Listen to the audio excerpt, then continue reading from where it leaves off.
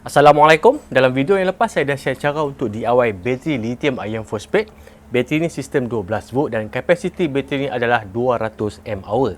Bateri ni memang sangat sesuai untuk kita gunakan dalam sistem kuasa solar sebagai backup power system untuk sistem ternakan ataupun dekat rumah kita, dan juga untuk kita gunakan dalam camper van ataupun motorhome. Dalam video kali ini saya akan share cara macam mana kita nak cas bateri ni dengan menggunakan alternator yang sedia ada dalam camper van ataupun dalam kenderaan kita. Fungsi utama alternator adalah untuk cas bateri kereta dan pada masa yang sama sebagai bekalan kuasa untuk peralatan elektrik dan elektronik dalam kereta kita semasa enjin dihidupkan. Tapi, ramai di kalangan kita yang beranggapan bateri kereta adalah sebagai sumber kuasa utama untuk nyalakan lampu, hidupkan radio dan sebagainya. Sebab bila enjin dah mati pun kita masih lagi boleh nyalakan lampu, boleh onkan radio. Tapi fungsi utama bateri kereta hanyalah sebagai bekalan kuasa untuk kita start enjin saja, untuk kita hidupkan enjin sahaja. Bateri kereta tak mampu untuk menyimpan tenaga yang banyak. Sebab itulah kalau kita lupa nak tutup lampu pada waktu malam, esok pagi kita dah tak boleh nak start lagi dah kereta kita. Dan sebab tu jugalah bateri kereta tak sesuai digunakan dalam sistem kuasa solar.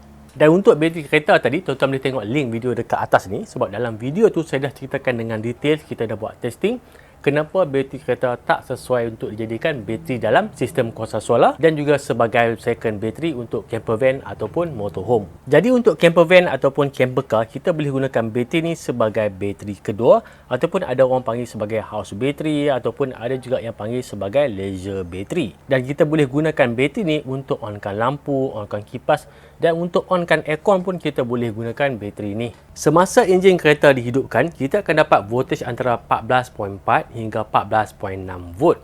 Voltage ini memang dah sesuai untuk kita cas bateri ni. Dan bila kita sambungkan secara direct pun, bateri ni akan mula charging. Tapi, kalau kita sambung bateri ni secara direct, alternator akan jadi cepat panas, akan merasap dan akan terus rosak.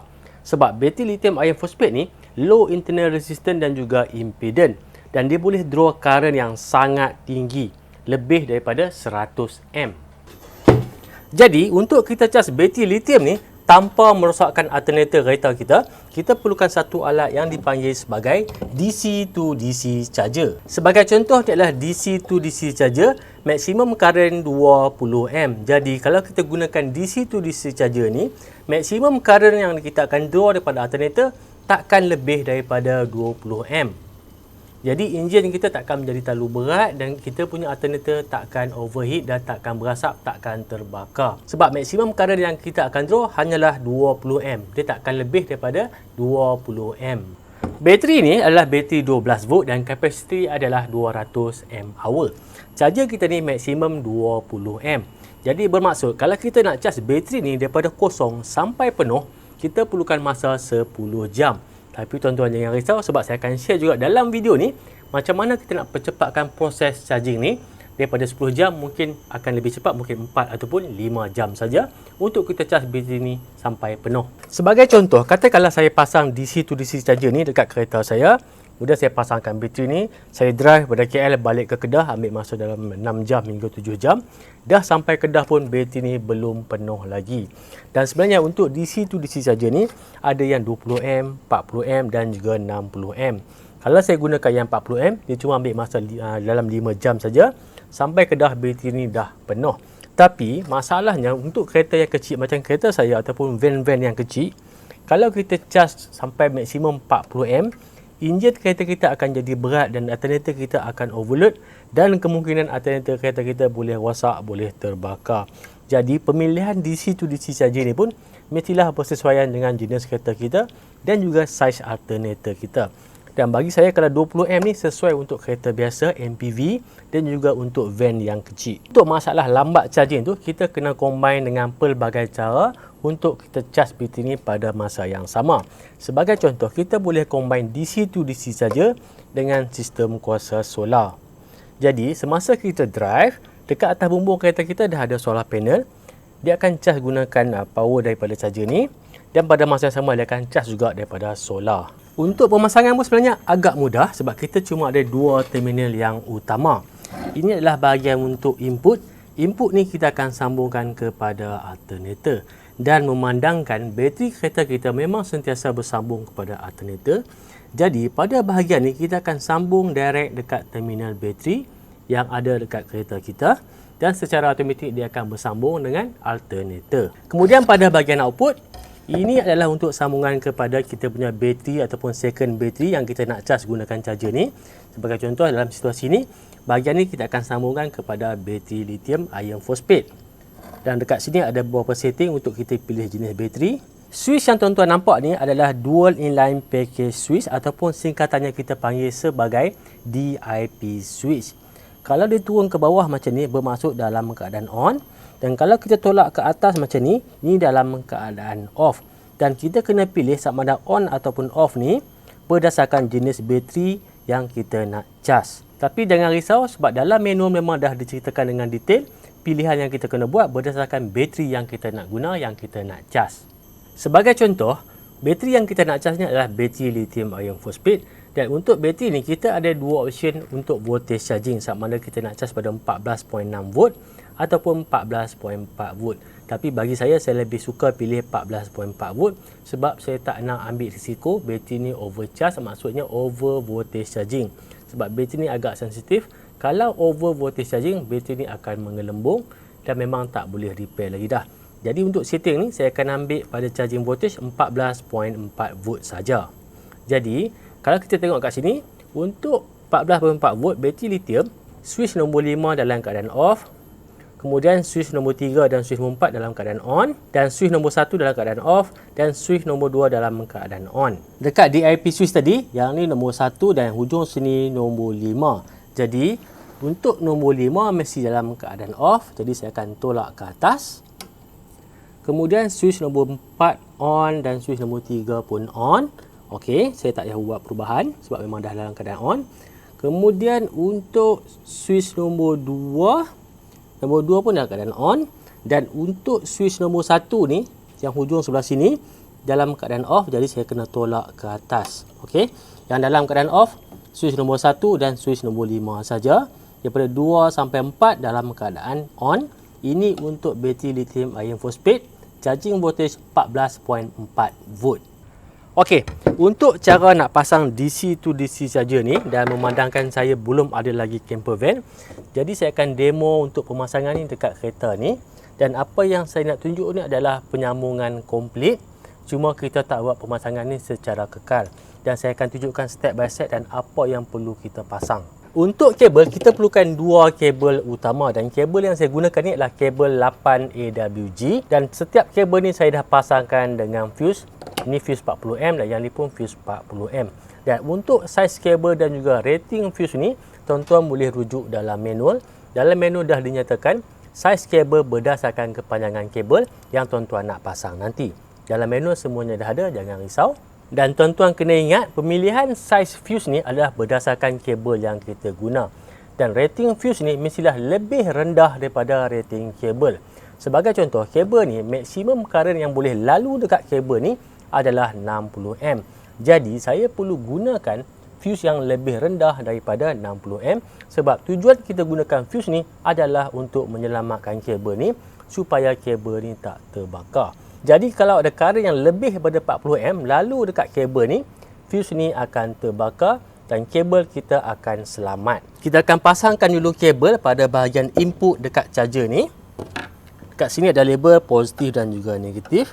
Untuk positif, kabel warna merah. Kemudian kabel negatif pada bahagian input, dan kabel untuk bahagian input tadi kita sambungkan terus pada terminal bateri. Okey, pada terminal bateri kita dah pasangkan kabel, ni positif dan ni adalah negatif. Dan untuk negatif ni boleh juga tuan-tuan sambungkan pada bodi kenderaan sebab bodi kenderaan kita adalah negatif. Walaupun kita dah buat penyambungan secara fizikal melalui kabel tadi, positif dan negatif tadi, tapi dekat dalam kita punya DC to DC charger ni, dia ada dua modul yang penting. Yang pertama adalah charger board, yang kedua adalah isolator. Walaupun dah bersambung macam ni, tetapi kita belum dapat lagi output voltage dekat sini. Untuk verify, kita akan test. Dekat sini kita masih lagi dapat 0 volt. Kemudian untuk sambungan kepada bateri, tapi sebelum saya nak sambungkan bateri kepada charger ni, saya akan matikan dulu bahagian output dekat kita punya bateri ni. Inilah salah satu kelebihan kita gunakan Smart BMS. Kita boleh on dan kita boleh offkan output daripada bateri ni. Jadi untuk kita buat sambungan, saya akan offkan dulu bahagian output. Jadi bila kita buat sambungan ni, kita tak akan ada sebarang spark. Kita sambungkan pada bahagian output dan ini pun sama juga, ada polariti positif dan juga negatif. Sebelah sini positif. Kabel negatif pada bahagian output. Kemudian baru kita sambungkan kepada bateri. Pada bateri, terminal positif sebelah sini, negatif sebelah sini. Jadi kita akan sambungkan kabel merah pada bahagian positif dan kabel hitam pada bahagian negatif. Untuk cara nak DIY bateri ni, tuan-tuan boleh tengok video yang sebelum ni. Sebab dalam video tu memang saya dah ceritakan dengan detail, step by step macam mana tuan-tuan nak DIY bateri lithium ion phosphate ni. Dan video tu pun memang sesuai untuk beginner. Jadi kita onkan balik bateri ni. Kita dah on dan tak ada sebarang current yang masuk ke dalam bateri ni lagi. Saya akan hidupkan enjin kereta dan tuan-tuan tengok pada apps kita sama ada tak current yang akan masuk dekat bateri tu.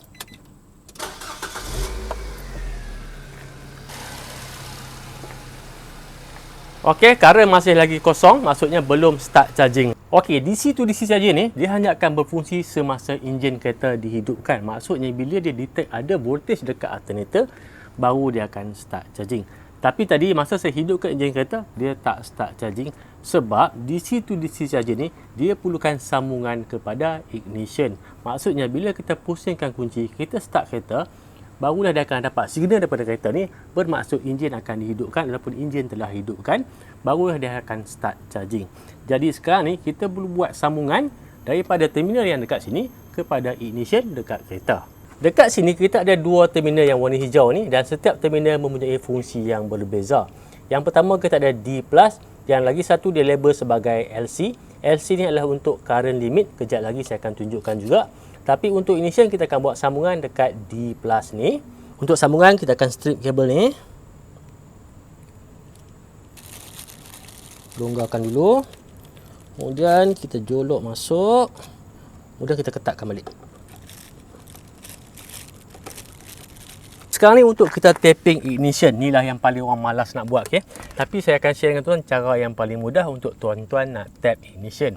Okey, dekat kereta kita ni, kalau kita pusingkan kunci ni, bila kita start kereta, barulah cigarette lighter ni akan ada power. Jadi untuk ignition ni kita akan tumpang power dekat cigarette lighter port ni, tapi kita akan ambil dekat fuse. Untuk kita tap ignition dekat fuse ni, kita akan gunakan jumper fuse ni. Saya pun tak ingat nama dia apa. Tapi nanti saya akan letakkan link dekat bawah lah, dekat video description untuk tuan-tuan nak beli jumper fuse ni.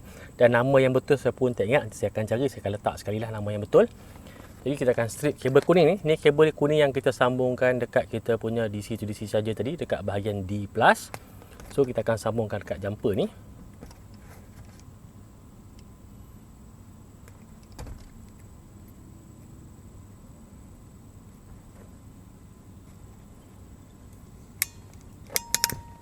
Kemudian dekat kereta, untuk kereta saya ni, fuse untuk cigarette lighter dia dekat bawah ni. Kita tengok mana satu fuse untuk cigarette lighter.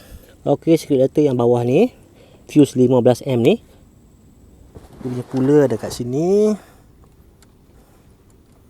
Dan kita pasangkan fuse ni dekat jumper ni.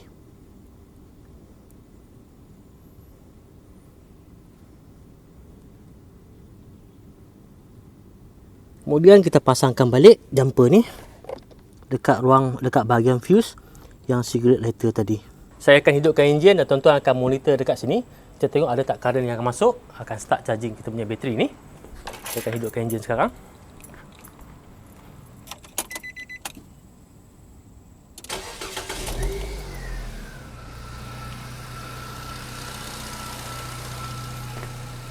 Okey, sekarang ni kita tengok dah mula charging 19.4am, 19.6am. Dan inilah salah satu kelebihan DC to DC charger ni. Kita akan start charging hanya semasa enjin kereta dihidupkan saja. Dan kalau kita matikan, dia akan stop charging. Sekarang kita cuba untuk matikan enjin. Kita nak tengok adakah dia akan stop ataupun tak charging. Kita akan matikan enjin.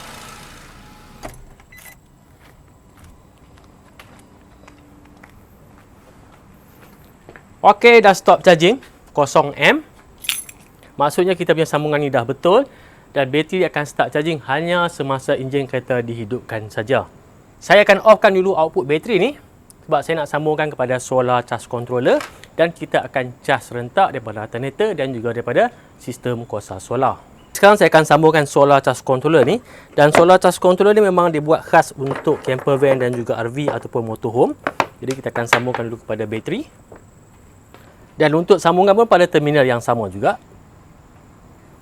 Dekat mana kita sambungkan DC to DC saja tadi, dekat situ kita akan sambungkan solar charge controller.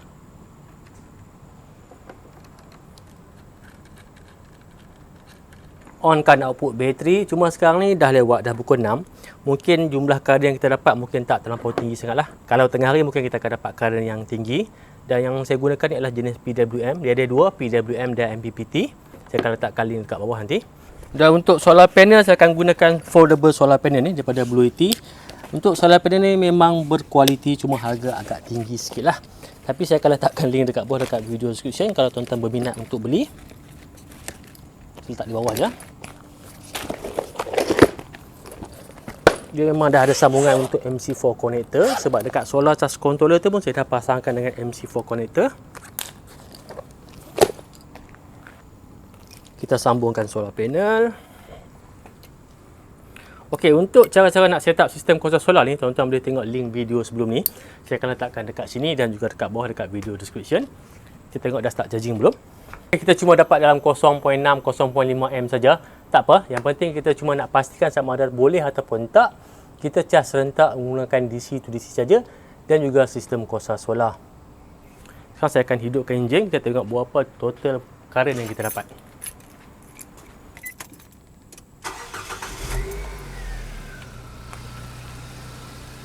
Okey, sekarang kita dapat dalam 19.9 hingga maksimum pun 20 am lah. Sebab cuaca dah mendung, dah lewat dah petang, pukul 6 lebih dah. Tapi kalau tengah hari, biasanya solar panel saya boleh dapat dalam kadang saya dapat 4 hingga 5 am. Dan ada masa kalau betul-betul cerah, boleh sampai 6.5 am. Solar panel tu memang berkualiti, cuma harga agak mahal sikit lah. Kalau tuan-tuan berminat, saya akan letakkan link dekat bawah dekat video description. Tapi yang penting sekarang ni kita dah buktikan dan kita boleh combine charging pada DC to DC charger dan juga sistem kuasa solar. Lagi satu cara untuk kita percepatkan proses untuk charging ni, kita boleh gunakan bateri charger ni. Ni charger yang khas untuk charge bateri lithium iron phosphate. Maksimum output adalah 20 am. Jadi kalau kita sambungkan charger ni, total charging current kita akan jadi 40 am. Dan kebanyakan camper park sekarang ni dah ada power. Jadi tuan-tuan boleh gunakan charger ni untuk charge bateri, dan pada masa yang sama tuan-tuan boleh charge juga daripada solar panel. Tapi kalau hari tu cuaca mendung, solar kurang dan kat situ tak ada power AC, tuan-tuan boleh hidupkan enjin kereta untuk charge bateri ni. Jadi sekarang ni kita dah ada 3 option untuk kita charge bateri ni. Dan untuk sistem ni, kita boleh charge sambil kita gunakan power daripada bateri ni. Sebagai contoh, kalau tuan-tuan ada inverter, DC inverter, inverter ni adalah peralatan yang convert ataupun invert supply pada bateri kepada AC 240 volt. Jadi tuan-tuan bolehlah gunakan peralatan elektrik yang biasa tuan-tuan gunakan kat rumah. Okey, lagi satu masalah yang biasa kita jumpa dalam penggunaan DC to DC charger ni adalah semasa jalan jam. Kebiasaannya bila jalan jam, kereta kita tak bergerak, kereta orang lain pun tak bergerak juga. Jadi suhu pada masa tu agak tinggi, agak panas. Kereta kita ni bila dia tak bergerak, angin tak masuk, alternator kita akan jadi panas. Semasa kita bergerak laju, tak ada masalah. Sebab angin yang masuk dekat sini akan menyejukkan alternator. Jadi bagi saya, kalau kita nak gunakan DC to DC charger ni, kita kena ada function untuk offkan charging semasa jalan jam, ataupun kalau untuk kenderaan 4x4 yang kita perlukan kekuatan enjin yang lebih semasa nak naik bukit ataupun nak merentas halangan ataupun, kita mesti ada kebolehan untuk kita matikan charging. Jadi sekarang ni saya akan tunjukkan macam mana kita nak tambah external switch untuk kita matikan charging. Bagi yang menggunakan bateri lithium iron phosphate dengan smart BMS, tak ada masalah, kita boleh matikan charging macam saya buat tadi. Tapi bagi yang gunakan bateri lithium iron phosphate dengan BMS yang biasa yang tak boleh kontrol, mungkin tuan-tuan akan hadapi masalah. Jadi saya akan tunjukkan cara macam mana kita nak masukkan switch, nak pasangkan switch supaya kita boleh manually off charging. Ini adalah kabel ignition tadi, saya akan potong dan saya akan tunjukkan kepada tuan-tuan dekat mana tuan-tuan nak pasangkan switch. Saya akan hidupkan dulu enjin kereta.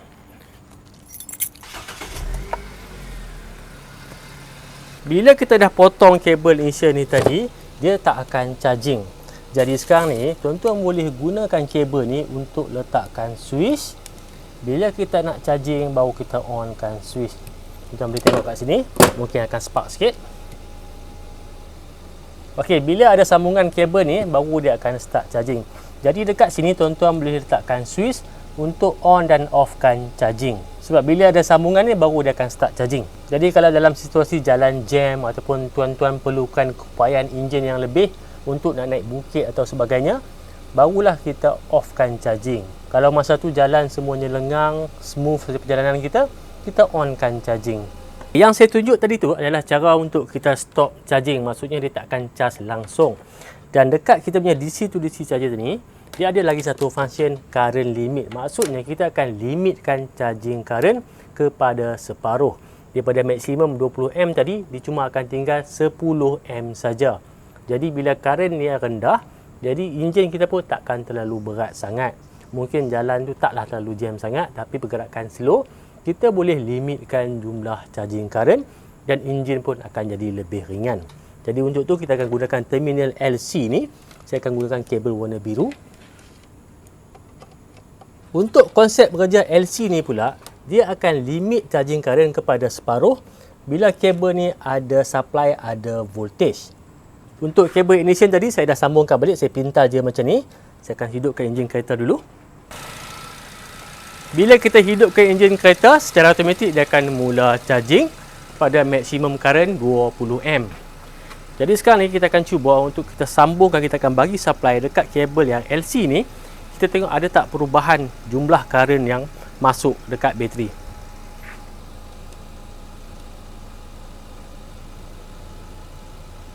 Okey, bila kita dah bagi supply dekat kabel LC ni, secara automatik dia akan kurangkan jumlah charging current. Dan sekarang ni cuma tinggal 9.9 ataupun maksimum 10 saja. Dia takkan lebih daripada 10 Jadi untuk function current limit pun sama juga. Tuan-tuan boleh potong kabel ni dan letakkan switch kat sini. Bila tuan-tuan onkan switch ni, dia akan limit jumlah current hanya separuh saja. Saya akan cuba potong kabel ni. Kita akan tengok berapa yang akan naik. Jadi dia akan kembali kepada maksimum 20 Jadi dekat sini nanti tuan-tuan akan letak switch lah. Tuan-tuan perlukan dua switch. Satu untuk matikan terus charging dan lagi satu switch untuk reduce charging current kepada separuh. Okey, untuk projek ni banyak lagi benda yang saya akan buat. Sebagai contoh, untuk bateri ni saya akan buatkan bateri box. Kemudian kita akan pasangkan sistem kuasa solar. Kita akan lekatkan kita punya DC to DC charger ni. Dan lagi satu, saya tengah cari inverter yang the best untuk kita gunakan dalam camper van ataupun motorhome. Dan dekat bateri box tu nanti kita akan buat bahagian output untuk USB charger dan sebagainya, dan juga untuk AC output lah. Jadi nampaknya sampai setakat ni saja untuk video kali ni. Jangan lupa like dan subscribe YouTube channel Komponik Malaysia. Jumpa lagi. Assalamualaikum.